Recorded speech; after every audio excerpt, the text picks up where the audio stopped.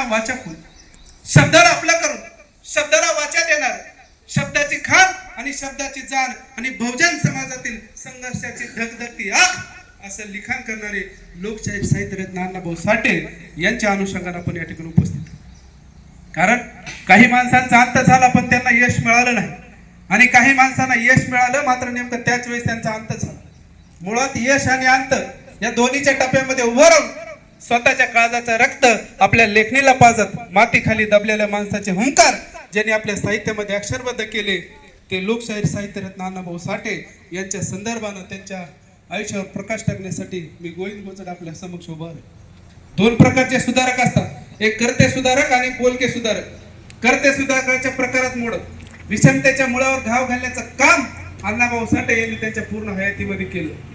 केवळ 1.5 दिवस शाळा शिकलेला अक्षर शत्रू असलेला अण्णाभाऊ सारखा एक व्यक्ती इतकं मोठं महान कार्य करतो ही गोष्ट आपण तुरळकच कधीतरी ऐकली.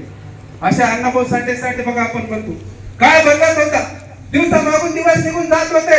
1600 साल गेलं, 1610 आलं, 1620 आलं, 31 जुलै गेला आणि उगवला तो दिवस 1 ऑगस्ट 1920 रोजी आई वालुबाईंच्या कुशीत त्याची स्वीट आणि आई वडिलांना अतिशय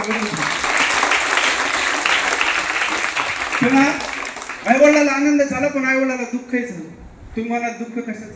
दुःख या गोष्टीचं झालं, बाळ जन्माला आलं पण बाळाला बाळगुट्टी पाजणे इतके पैसे सुद्धा भाऊरावांकडे नव्हते.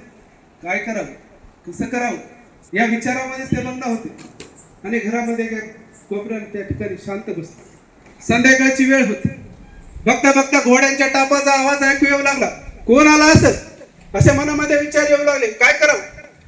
आणि बघता बघता दरवाज्यावर थाप पडली आणि भाऊराव ताडकान उठले. तरा तरा तरा तरा दरवाजाजवळ गेले. दरवाजा उघडला, समोर पाहिलं, समोर उभा होता एक क्रांतिकारक. आणि त्यांनी विचारलं तुम्ही इकडे कुठं आहात? त्यावेळेस त्यांनी सांगितलं मी इंग्रजांचं सोनं लुटून आणलंय. भाऊरावने त्यांना आत बोलवलं. आत बोलल्यानंतर त्या क्रांतिकारकाने विचारलं आमची बहीण वालुबाई कुठे? त्यावेळेस ते सांगू लागले तुमच्या बहिणीनं आताच्या काय लहान गोंडस बाळाला जन्म दिलाय पण बाळाला बाळगुट्टी पाजणे इतके पैसे आमच्याकडे नाही. अतिशय दुःख होऊ लागलं, डोळ्यामध्ये अश्रू लागले.